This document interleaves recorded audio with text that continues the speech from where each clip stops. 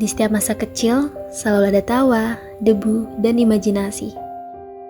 Di sana, kita temukan teman sepermainan. Entah manusia, mainan sederhana, atau mimpi yang tak pernah lelah kita kejar.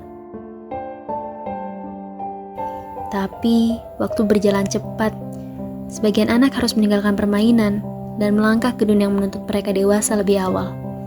Mereka menjadi teman seperjalanan bagi keluarganya, bekerja, membantu, dan berjuang. Dari permainan, mereka belajar bahagia. Dari perjalanan, mereka belajar makna. Karena hidup bukan sekedar tentang bermain atau berjalan,